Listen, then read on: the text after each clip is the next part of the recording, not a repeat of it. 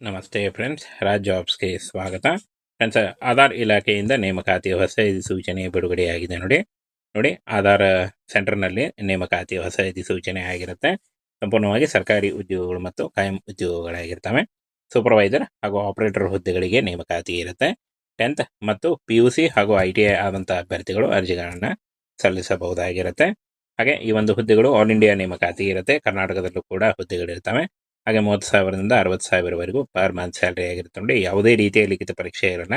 ಈ ಒಂದು ಹುದ್ದೆಗಳಿಗೆ ಕೇವಲ ಇಂಟರ್ವ್ಯೂ ಇರುತ್ತೆ. ಯಾವುದೇ ರೀತಿಯಾದಂಥ ಲಿಖಿತ ಪರೀಕ್ಷೆ ಇರಲ್ಲ. ಹಾಗೂ ಮೆರಿಟ್ ಲಿಸ್ಟ್ ಕೂಡ ಇರುತ್ತೆ. ನೋಡಿ, ಬನ್ನಿ ಇದರ ಬಗ್ಗೆ ಇನ್ನೂ ಮಾಹಿತಿಯನ್ನು ತಿಳಿಸ್ಕೊಡ್ತೀನಿ. ಹಾಗೆ ಇದುವರೆಗೂ ಯಾರು ಜಾಯ್ನ್ ಆಗಿಲ್ಲ, ಈಗಲೇ ಜಾಯ್ನ್ ಆಗಿ ಹೆಚ್ಚಿನ ಉದ್ಯೋಗ ಮಾಹಿತಿಗಳಿಗಾಗಿ. ಇನ್ನು ಫ್ರೆಂಡ್ಸ್, ಹಾಗೆ ನಮ್ಮ ಈ ಒಂದು ನೋಟಿಫಿಕೇಷನ್ನ ನಮ್ಮ ಟೆಲಿಗ್ರಾಮ್ ಚಾನಲ್ ಇರುತ್ತೆ. ನೋಡಿ, ಅಲ್ಲಿ ಹೋಗಿ ನೀವು ಡೌನ್ಲೋಡ್ ಮಾಡಿಕೊಂಡು ಇನ್ನೂ ಹೆಚ್ಚಿನ ಮಾಹಿತಿಯನ್ನು ತಿಳ್ಕೊಳ್ಬೋದು. ನೋಡಿ, ಆಲ್ ಇಂಡಿಯಾ ನೇಮಕಾತಿ ಇರುತ್ತೆ. ಕರ್ನಾಟಕದಲ್ಲೂ ಕೂಡ ಹುದ್ದೆಗಳಿದ್ದಾವೆ. 31 ಜನವರಿ 2026 ಅರ್ಜಿ ಸಲ್ಲಿಸಲಿಕ್ಕೆ ಕೊನೆಯ ದಿನಾಂಕ ಆಗಿರುತ್ತೆ. ನೋಡಿ, ಈ ಒಂದು ಕೊನೆಯ ದಿನಾಂಕದೊಳಗಾಗಿ ನೀವು ಈ ಒಂದು ಹುದ್ದೆಗಳಿಗೆ ಅರ್ಜಿಗಳನ್ನು ಸಲ್ಲಿಸಬಹುದು. ಬನ್ನಿ ಇದ್ರ ಬಗ್ಗೆ ಇನ್ನಷ್ಟು ಮಾಹಿತಿಯನ್ನು ತಿಳಿಸ್ಕೊಡ್ತೀನಿ. ಫ್ರೆಂಡ್ಸ್, ಏನು ಕಾಣಿಸ್ತಾ ಇದೆ ನೋಡಿ, ಆಧಾರ್ ಇಲಾಖೆಯಿಂದ ನೇಮಕಾತಿ ಆಗಿರುತ್ತೆ. ಆಧಾರ್ ಸೇವಾ ಕೇಂದ್ರ ನೇಮಕಾತಿ 2026 ಹೊಸ ಅಧಿಸೂಚನೆ. ನೋಡಿ, 282 ಹುದ್ದೆಗಳಿದಾವೆ. ನೋಡಿ, ಟೋಟಲ್ ಆಗಿ 280 ಹುದ್ದೆಗಳು ಆಧಾರ್ ಮೇಲ್ವಿಚಾರಕ ಆಪರೇಟರ್ ಹುದ್ದೆಗಳಾಗಿರ್ತವೆ. ಈ ಒಂದು ಹುದ್ದೆಗಳಿಗೆ ಕರ್ನಾಟಕದ ಅಭ್ಯರ್ಥಿಗಳು ಕೂಡ ಅರ್ಜಿಗಳನ್ನ ಸಲ್ಲಿಸಬಹುದು. ಪುರುಷ ಅಭ್ಯರ್ಥಿಗಳು ಮತ್ತು ಮಹಿಳಾ ಅಭ್ಯರ್ಥಿಗಳು ಇಬ್ಬರು ಅರ್ಜಿಗಳನ್ನ ಸಲ್ಲಿಸಿ ಆನ್ಲೈನ್ ಮೂಲಕ ಅರ್ಜಿಗಳನ್ನ ಸಲ್ಲಿಸಬೇಕಾಗುತ್ತೆ. ಅದರ ಲಿಂಕನ್ನು ವಿಡಿಯೋ ಡಿಸ್ಕ್ರಿಪ್ಷನ್ ಬಾಕ್ಸಲ್ಲಿ ಕೊಟ್ಟಿರ್ತೀನಿ. ನೋಡಿ, ಡೈರೆಕ್ಟಾಗಿ ನೀವು ಆನ್ಲೈನ್ ಅಪ್ಲೈ ಮಾಡ್ಬೋದು. ಹಾಗೆ 31 ಜನವರಿ 2026 ಅರ್ಜಿ ಸಲ್ಲಿಸಲಿಕ್ಕೆ ಕೊನೆಯ ದಿನಾಂಕ ಆಗಿರುತ್ತೆ. ನೋಡಿ, ಆಧಾರ್ ಸೇವಾ ಕೇಂದ್ರದಲ್ಲಿ ನೇಮಕಾತಿ ಆಗುತ್ತೆ. 282 ಹುದ್ದೆಗಳಿದ್ದಾವೆ. ಹಾಗೆ ಹುದ್ದೆಯ ಸ್ಥಳ ಅಖಿಲ ಭಾರತ ಹಾಗೂ ಕರ್ನಾಟಕದಲ್ಲೂ ಕೂಡ ಹುದ್ದೆಗಳಿದ್ದಾವೆ. ಮೇಲ್ವಿಚಾರಕ ಹುದ್ದೆಗಳು ಹಾಗೂ ನಿರ್ವಾಹಕ ಹುದ್ದೆಗಳಾಗಿರ್ತವೆ. ಸಂಬಳ 30,000ದಿಂದ 60,000ವರೆಗೂ ಪರ್ ಮಂತ್ ಸ್ಯಾಲರಿ ಆಗಿರುತ್ತೆ. ನೋಡಿ, ಇದು ಜಾಸ್ತಿ ಕೂಡ ಆಗ್ತಾ ಹೋಗುತ್ತೆ. ನೋಡಿ, ಎಲ್ಲ ರಾಜ್ಯಗಳಲ್ಲಿ ನೇಮಕಾತಿ ನಡೆಯುತ್ತೆ. ಕರ್ನಾಟಕದಲ್ಲೂ ಕೂಡ ಹುದ್ದೆಗಳಿದ್ದಾವೆ. ನೋಡಿ, ಕರ್ನಾಟಕದಲ್ಲೂ ಕೂಡ ಈ ಒಂದು ಹುದ್ದೆಗಳಿರ್ತವೆ. ಇದಕ್ಕೆ ನೀವು ಕರ್ನಾಟಕದಿಂದ ಅರ್ಜಿ ಸಲ್ಲಿಸಿದಂಥ ಅಭ್ಯರ್ಥಿಗಳು ಅರ್ಜಿಗಳನ್ನ ಸಲ್ಲಿಸಬಹುದು. ಶೈಕ್ಷಣಿಕ ಅರ್ಹತೆ ನೋಡಿ, 10th ಹಾಗೂ ITI ಮತ್ತು PUC ಡಿಪ್ಲೊಮಾ. ನೋಡಿ, 10th ITI PUC ಮತ್ತು ಡಿಪ್ಲೊಮಾ ಈ ಒಂದು ಎಜುಕೇಷನ್ನ ಮಾಡಿದಂಥ ಅಭ್ಯರ್ಥಿಗಳು ಅರ್ಜಿಗಳನ್ನ ಸಲ್ಲಿಸಬಹುದು. ಇನ್ನು 18ರಿಂದ 30 ವರ್ಷದ ಒಳಗಿನವರಾಗಿರಬೇಕಾಗುತ್ತೆ. OBC ಅಭ್ಯರ್ಥಿಗಳಿಗೆ 3 ವರ್ಷ, SC/ST ಅಭ್ಯರ್ಥಿಗಳಿಗೆ 5 ವರ್ಷ ಹಾಗೂ PWD ಅಭ್ಯರ್ಥಿಗಳಿಗೆ 10 ವರ್ಷಗಳ OMS ಸಡಿಲಿಕೆ ಕೂಡ ಇರುತ್ತೆ. ನೋಡಿ, ಇನ್ನು ಆಯ್ಕೆ ಪ್ರಕ್ರಿಯೆ ಅರ್ಹತೆ ಮತ್ತು ಸಂದರ್ಶನ ಅಷ್ಟೇ ಇರುತ್ತೆ. ಯಾವುದೇ ರೀತಿಯಾದಂಥ ಲಿಖಿತ ಪರೀಕ್ಷೆ ಈ ಒಂದು ಹುದ್ದೆಗಳಿಗೆ ಇರಲ್ಲ. ಹಾಗೆ ಆದಂಥ ಅಭ್ಯರ್ಥಿಗಳಿಗೆ ಕರ್ನಾಟಕದಲ್ಲಿ ನೇಮಕಾತಿ ಮಾಡಿಕೊಳ್ಳಲಾಗುತ್ತೆ. ನೋಡಿ, ಹಾಗೆ 31/12/2025 ಆಲ್ರೆಡಿ ಅರ್ಜಿ ಸಲ್ಲಿಕೆ ಶುರುವಾಗಿದೆ. 31 ಜನವರಿ 2026 ಈ ಒಂದು ಹುದ್ದೆಗಳಿಗೆ ಅರ್ಜಿ ಸಲ್ಲಿಸಲಿಕ್ಕೆ ಕೊನೆಯ ದಿನಾಂಕ ಆಗಿರುತ್ತೆ. ನೋಡಿ, ಲಾಸ್ಟ್ ಡೇಟ್ ಆಗಿರುತ್ತೆ. ಅಷ್ಟರಲ್ಲಿ ನೀವು ಆನ್ಲೈನ್ ಮೂಲಕ ಅರ್ಜಿಗಳನ್ನು ಸಲ್ಲಿಸಿ. ಆನ್ಲೈನ್ ಅರ್ಜಿ ಸಲ್ಲಿಸುವಾಗ caste income certificate, photo, educational documents ಮತ್ತು ನಿಮ್ಮ ಒಂದು ಫೋಟೋ ಹಾಗೂ ಆಧಾರ್ ಕಾರ್ಡ್ ಇಷ್ಟನ್ನು ತೆಗೆದುಕೊಂಡು ನೀವು ಆನ್ಲೈನ್ ಮೂಲಕ ಅರ್ಜಿಗಳನ್ನು ಸಲ್ಲಿಸಬೇಕಾಗುತ್ತೆ. ಇದಕ್ಕೆ ಬೇಕಾದಂಥ ನೋಟಿಫಿಕೇಷನ್ನ ನಮ್ಮ ಟೆಲಿಗ್ರಾಮ್ ಚಾನಲ್ ಇರುತ್ತೆ. ನೋಡಿ, ಇದುವರೆಗೂ ಯಾರು ಜಾಯ್ನ್ ಆಗಿಲ್ಲ, ಈಗಲೇ ಜಾಯ್ನ್ ಆಗಿ. ವಿಡಿಯೋ ಡಿಸ್ಕ್ರಿಪ್ಷನ್ ಬಾಕ್ಸಲ್ಲಿ ಲಿಂಕ್ ಇರುತ್ತೆ.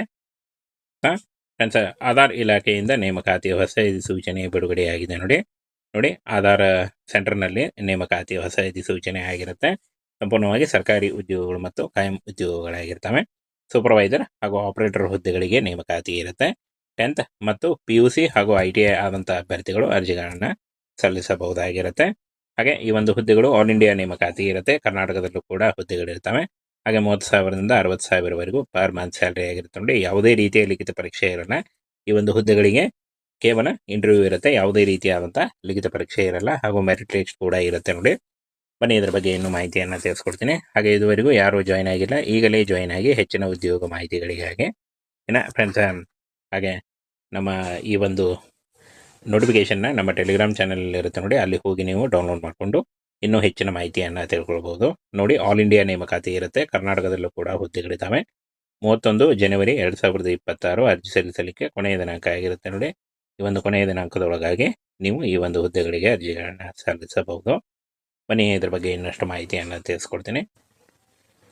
ಫ್ರೆಂಡ್ಸ್, ಏನು ಕಾಣಿಸ್ತಾ ಇದೆ ನೋಡಿ, ಆಧಾರ್ ಇಲಾಖೆಯಿಂದ ನೇಮಕಾತಿ ಆಗಿರುತ್ತೆ. ಆಧಾರ್ ಸೇವಾ ಕೇಂದ್ರ ನೇಮಕಾತಿ 2026 ಹೊಸ ಅಧಿಸೂಚನೆ. ನೋಡಿ, 282 ಹುದ್ದೆಗಳಿದಾವೆ. ನೋಡಿ, ಟೋಟಲ್ ಆಗಿ 280 ಹುದ್ದೆಗಳು ಆಧಾರ್ ಮೇಲ್ವಿಚಾರಕ ಆಪರೇಟರ್ ಹುದ್ದೆಗಳಾಗಿರ್ತವೆ. ಈ ಒಂದು ಹುದ್ದೆಗಳಿಗೆ ಕರ್ನಾಟಕದ ಅಭ್ಯರ್ಥಿಗಳು ಕೂಡ ಅರ್ಜಿಗಳನ್ನ ಸಲ್ಲಿಸಬಹುದು. ಪುರುಷ ಅಭ್ಯರ್ಥಿಗಳು ಮತ್ತು ಮಹಿಳಾ ಅಭ್ಯರ್ಥಿಗಳು ಇಬ್ಬರು ಅರ್ಜಿಗಳನ್ನ ಸಲ್ಲಿಸಿ ಆನ್ಲೈನ್ ಮೂಲಕ ಅರ್ಜಿಗಳನ್ನ ಸಲ್ಲಿಸಬೇಕಾಗುತ್ತೆ. ಅದರ ಲಿಂಕನ್ನು ವಿಡಿಯೋ ಡಿಸ್ಕ್ರಿಪ್ಷನ್ ಬಾಕ್ಸಲ್ಲಿ ಕೊಟ್ಟಿರ್ತೀನಿ ನೋಡಿ, ಡೈರೆಕ್ಟಾಗಿ ನೀವು ಆನ್ಲೈನ್ ಅಪ್ಲೈ ಮಾಡ್ಬೋದು. ಹಾಗೆ 31 ಜನವರಿ 2026 ಅರ್ಜಿ ಸಲ್ಲಿಸಲಿಕ್ಕೆ ಕೊನೆಯ ದಿನಾಂಕ ಆಗಿರುತ್ತೆ ನೋಡಿ. ಆಧಾರ್ ಸೇವಾ ಕೇಂದ್ರದಲ್ಲಿ ನೇಮಕಾತಿಯಾಗುತ್ತೆ. 282 ಹುದ್ದೆಗಳಿದ್ದಾವೆ. ಹಾಗೆ ಹುದ್ದೆಯ ಸ್ಥಳ ಅಖಿಲ ಭಾರತ ಹಾಗೂ ಕರ್ನಾಟಕದಲ್ಲೂ ಕೂಡ ಹುದ್ದೆಗಳಿದ್ದಾವೆ. ಮೇಲ್ವಿಚಾರಕ ಹುದ್ದೆಗಳು ಹಾಗೂ ನಿರ್ವಾಹಕ ಹುದ್ದೆಗಳಾಗಿರ್ತವೆ. ಸಂಬಳ 30,000ದಿಂದ 60,000ವರೆಗೂ ಪರ್ ಮಂತ್ ಸ್ಯಾಲರಿ ಆಗಿರುತ್ತೆ ನೋಡಿ. ಇದು ಜಾಸ್ತಿ ಕೂಡ ಆಗ್ತಾ ಹೋಗುತ್ತೆ ನೋಡಿ. ಎಲ್ಲ ರಾಜ್ಯಗಳಲ್ಲಿ ನೇಮಕಾತಿ ನಡೆಯುತ್ತೆ. ಕರ್ನಾಟಕದಲ್ಲೂ ಕೂಡ ಹುದ್ದೆಗಳಿದ್ದಾವೆ ನೋಡಿ. ಕರ್ನಾಟಕದಲ್ಲೂ ಕೂಡ ಈ ಒಂದು ಹುದ್ದೆಗಳಿರ್ತವೆ. ಇದಕ್ಕೆ ನೀವು ಕರ್ನಾಟಕದಿಂದ ಅರ್ಜಿ ಸಲ್ಲಿಸಿದಂಥ ಅಭ್ಯರ್ಥಿಗಳು ಅರ್ಜಿಗಳನ್ನ ಸಲ್ಲಿಸಬಹುದು. ಶೈಕ್ಷಣಿಕ ಅರ್ಹತೆ ನೋಡಿ 10th ಹಾಗೂ ITI ಮತ್ತು PUC ಡಿಪ್ಲೊಮಾ ನೋಡಿ. 10th ITI PUC ಮತ್ತು ಡಿಪ್ಲೊಮಾ ಈ ಒಂದು ಎಜುಕೇಷನ್ನ ಮಾಡಿದಂಥ ಅಭ್ಯರ್ಥಿಗಳು ಅರ್ಜಿಗಳನ್ನ ಸಲ್ಲಿಸಬಹುದು. ಇನ್ನು 18ರಿಂದ 30 ವರ್ಷದ ಒಳಗಿನವರಾಗಿರಬೇಕಾಗುತ್ತೆ.